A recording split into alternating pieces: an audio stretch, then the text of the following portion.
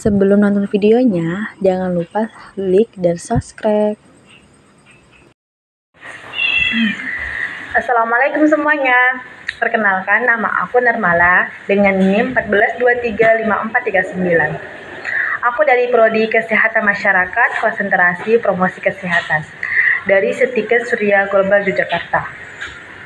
Di sini aku akan menjelaskan tentang organ reproduksi wanita dan pria, proses oogenesis dan spermatogenesis, lalu ada fertilisasi, menstruasi, kehamilan, persalinan, dan laktasi. Oke, pertama itu aku akan menjelaskan tentang organ reproduksi wanita. Nah, di sini ada bagian dalam. Pertama itu ada vagina. Vagina ini merupakan saluran muskola membranus yang menghubungkan uterus dengan vulva.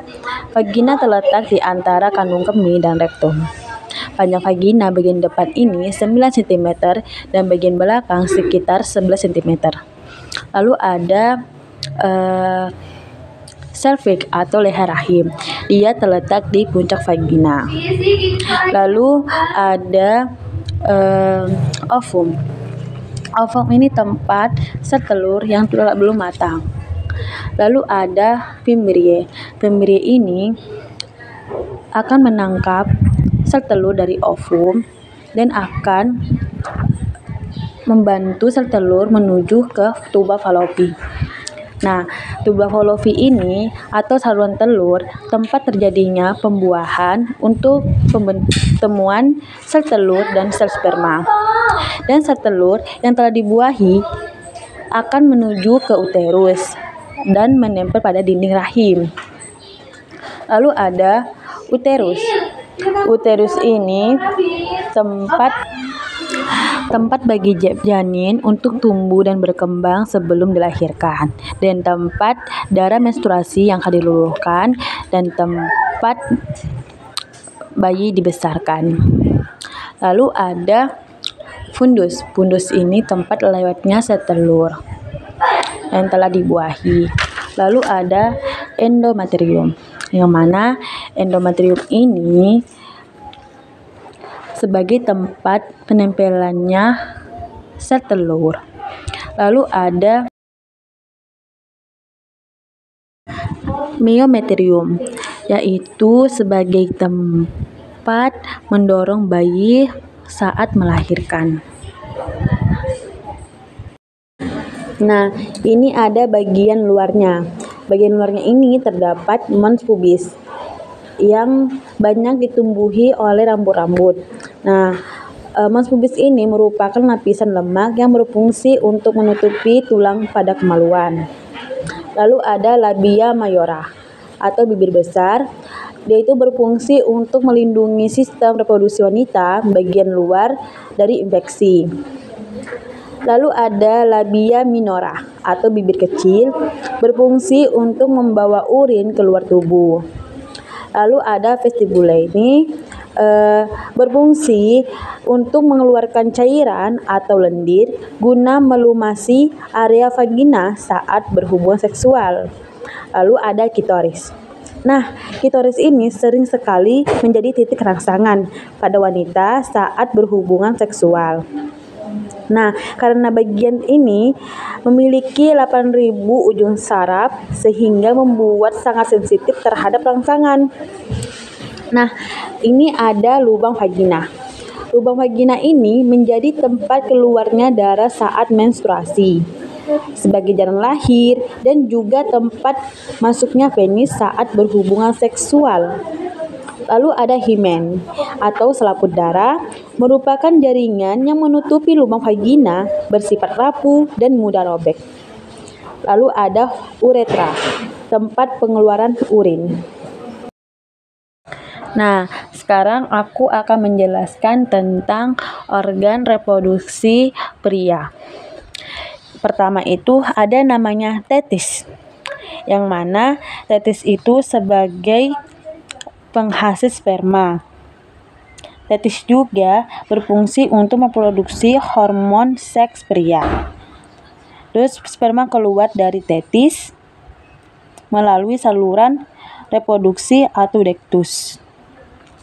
Lalu ada skrotum. Skrotum ini merupakan kantong yang melindungi buah zakar atau testis dan mengatur suhu testis. Lalu ada epididymis, yang mana dia membawa dan menyimpan sel sperma. Setelah itu menuju ke van deferens. Dia membawa sperma dari epididymis ke uretra. Lalu uretra ini mengalirkan urin ke luar tubuh. Lalu di sini ada vesicula seminalis, menghasilkan cairan yang tinggi.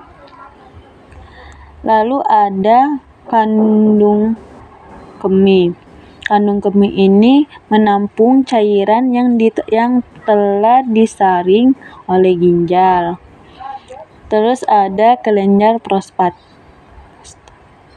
mengeluarkan cairan yang berfungsi sebagai pelindung sperma dan sumber nutrisi.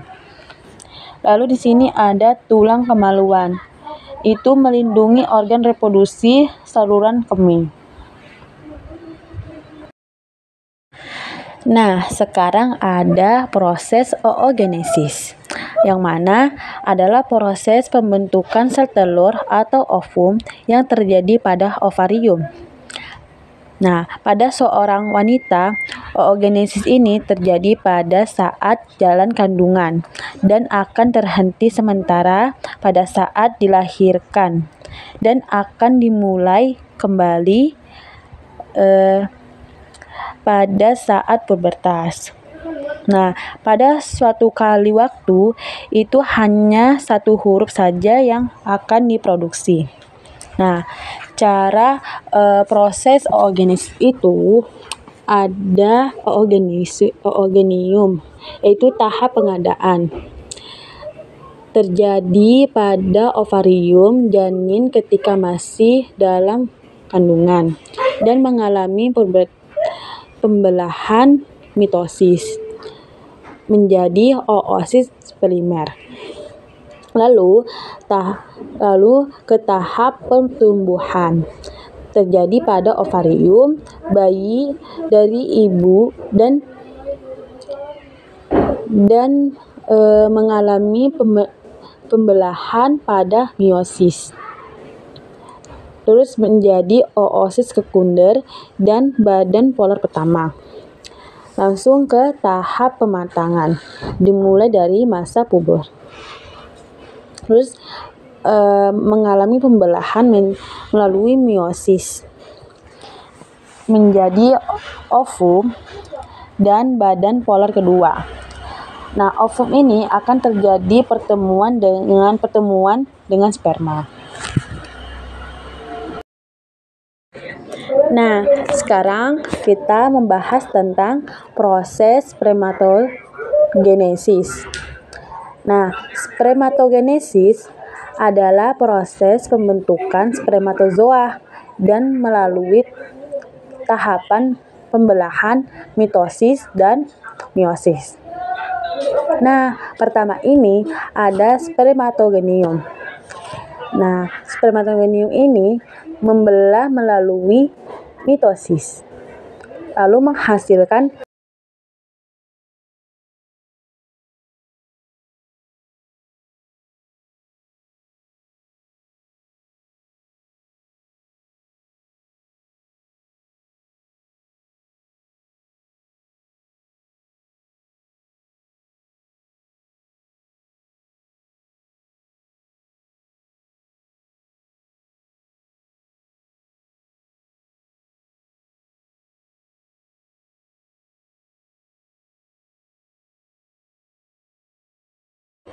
Nah, di sini ada spermatozoa. Spermatozoa ini dibagi menjadi 3. Ada bagian kepala, bagian badan, bagian ekor. yang mana bagian-bagiannya ini memiliki fungsi sendiri. Pertama, ada bagian kepala, yang mana mengandung enzim Yalora dan Eyase dan protase, membantu sperma menembus dinding sel yang dimiliki sel telur. Lalu ada badan, yaitu banyak memiliki mitokondria yang mengeluarkan energi. Lalu ada ekor. Bagian ekor ini untuk membantu pergerakan mendorong maju ke depan. Nah, yang ini adalah proses yang terjadi di saluran telur.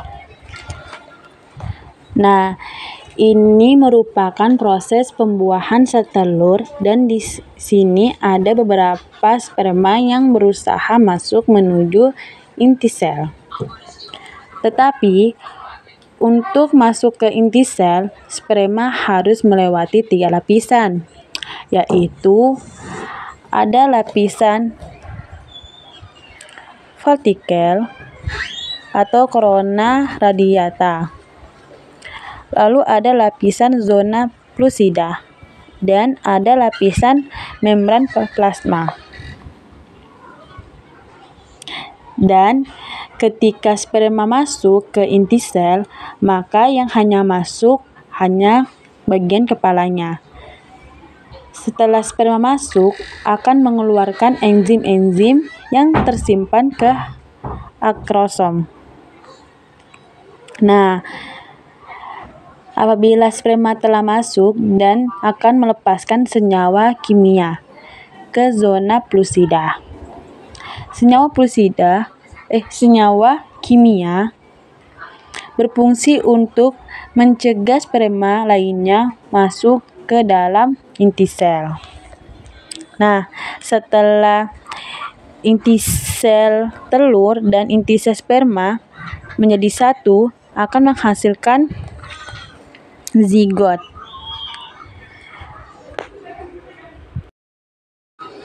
Nah, sekarang aku akan menjelaskan tentang fertilisasi atau pembuahan, yang mana fungsinya adalah proses pelamburan fusi antara sel telur, ovarium, dan sel sperma.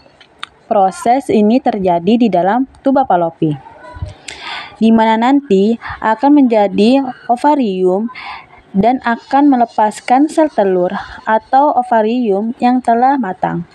Saat ovum ini menuju perjalanan ke rahim akan bertemu dengan sperma, maka akan menjadi pertemuan awal. Nah, di sini ada induk telur. Induk telur ini nanti ovulasi melepaskan oosit sekunder, lalu terjadi pembuahan.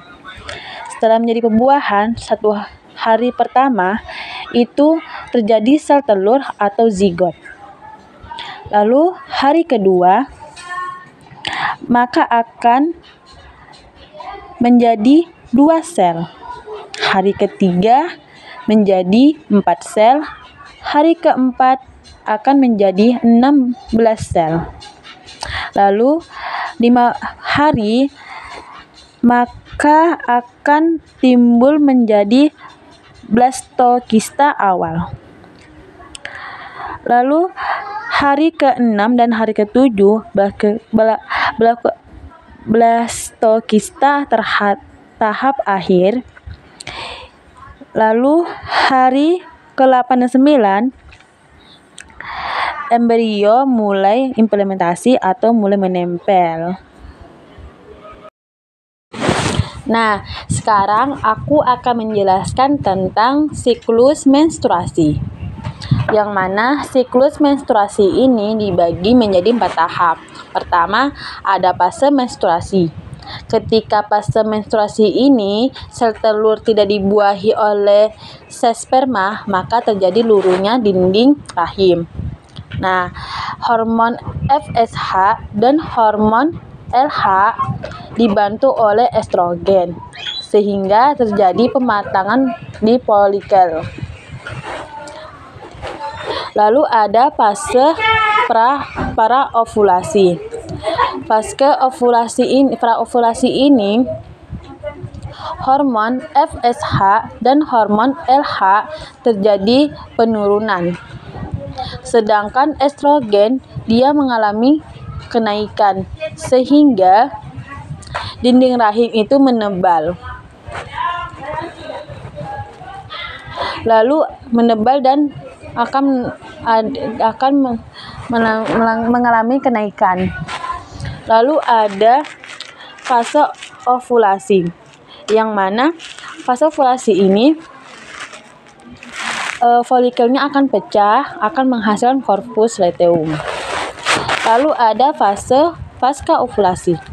Pasca ovulasi ini korpus luteum akan menghasilkan progesteron.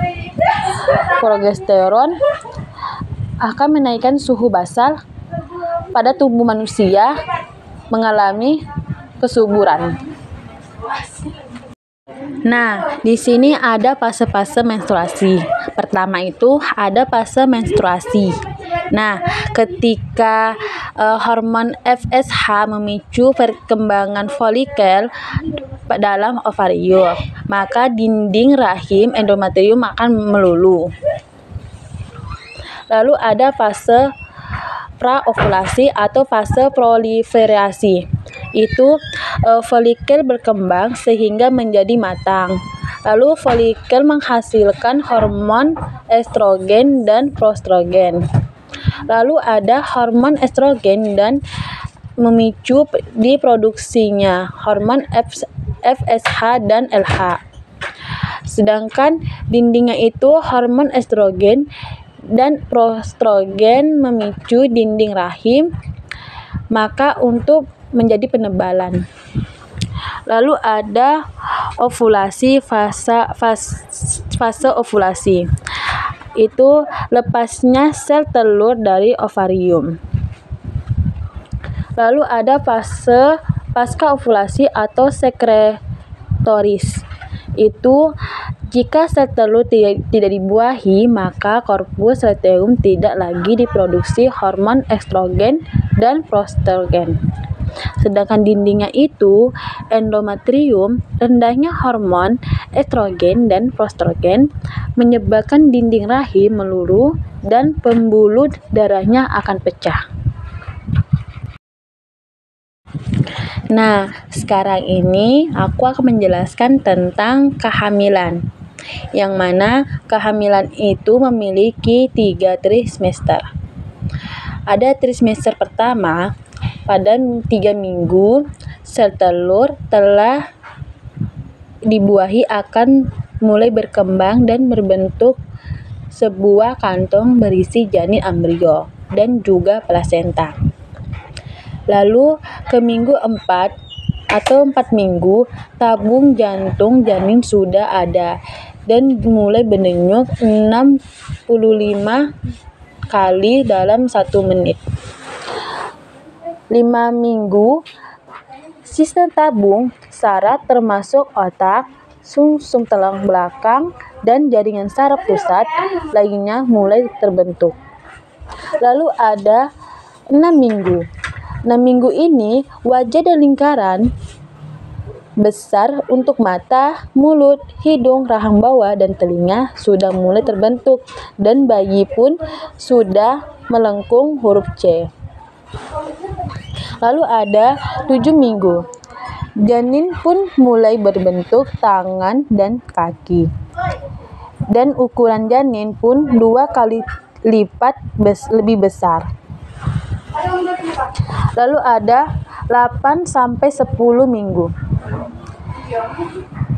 Janin telah melalui masa kritisnya. Dari perkembangan organ dan struktur tubuhnya, pada masa ini janin dapat dipastikan seperti manusia atau dilihat seperti manusia. Nah, di sini ada 11 sampai 13 minggu otot bayi dan akan berkembang dengan pesat. Ginjalnya sudah mulai mengeluarkan urin dan tangannya sudah mengempal seperti meninju. Nah, semester kedua ini biasanya risiko keguguran pun mulai menurun karena kandungan sudah mulai kuat. Lalu ada 14-18 minggu, alat kelamin bayi pun sudah mulai terbentuk. Nah, minggu 19-22 minggu, bayi sudah mulai mendengar dan banyak mulai menelan dan semakin aktif semakin terlihat manusia kecil. Lalu ada 23-29 minggu, bayi sudah mulai menimbulkan alis dan rambutnya, dan bayi sudah bertambah dan sudah memiliki lemak dan sudah menghirup dan mengeluarkan cairan plasenta atau air ketuban. Bayi sudah membuka mata menutup matanya. Bayi juga sudah menghisap jari-jarinya, bahkan bisa cekukan. Nah, trimester ketiga, berat bayi bisa mencapai 1 kilo. Otot dan paru-parunya semakin berkembang. Nah, 30-35 minggu, bayi sudah mulai berkedip. Bulu mata dan kukunya akan tumbuh. Bertambah berat badan mencapai 3 kilo. Pada panjangnya 40 cm. Pada 36-41 minggu sudah masuk proses persalinan. Terkadang kepala bayi sudah masuk ke atas panggul pada saat kelahiran. Nah, aku akan menjelaskan tentang persalinan, yang mana persalinan itu dibagi menjadi 4 tahap. Pertama, ada kala 1, yaitu pembukaan. Kontraksi dimulai sejak awal pembukaan lengkap. Kala 1 dibagi menjadi 2. Ada fase laten, dimulai sejak awal kontraksi berlangsung 7-8 jam. Lalu ada fase aktif. Serviks membuka dari 4-10 jam. Yang kedua, ada kala kedua, pengeluaran janin, dimulai dari pembukaan sampai bayi lahir. Lalu ada kala 3, pengeluaran plasenta, dimulai setelah bayi lahir dengan lahirnya plasenta dan selaput ketuban.